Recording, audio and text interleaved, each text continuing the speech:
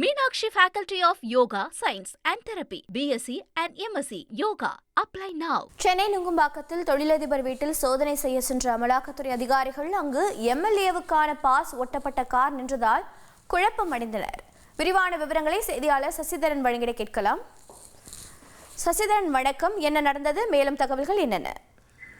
அமலாக்கத்துறை அதிகாரிகள் சென்னை அலுவலகத்தில் இருந்து இன்று காலை 5 கார்களில் சோதனை நடத்துவதற்காக புறப்பட்டனர்.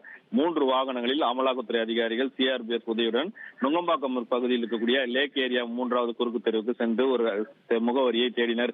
இறுதியாக அந்த தனியார் அடுக்குமாடி குடியிருப்பில் வீட்டை அடைந்த போது அங்கு அருகில் இருந்தவர்கள் இது எம்எல்ஏ இல்லம் என கூறியிருக்கிறார்கள்.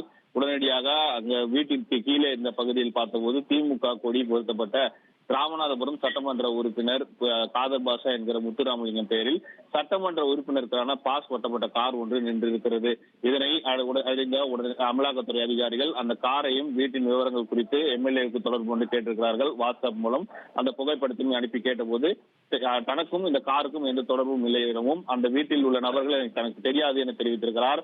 உடனடியாக போலீசாருக்கு தகவல் தெரிவிக்கப்பட்டு சம்பவ இடத்திற்கு வந்த காவல்துறை அதிகாரிகள் சட்டமன்ற உறுப்பினரின் கார் பாஸை போலியாக பயணித்தார்களா என்பது குறித்தான விசாரணையை மேற்கொண்டு வருகிறார்கள். தற்போது அந்த வீட்டில் 3வது தளத்தில் இருக்கக்கூடிய முத்து என்கிற தொழிலதிபர்களின் வீட்டில் காலை முதல் அமலாக்கத்துறை அதிகாரிகள் சோதனை மேற்கொண்டவர்கள். அந்த சோதனை வீட்டின் கீழே கார் கொடியை கட்டப்பட்டிருந்ததால் அமலாக்கத்துறை அதிகாரிகள் இதுல குழப்பம் அடைந்தனர்.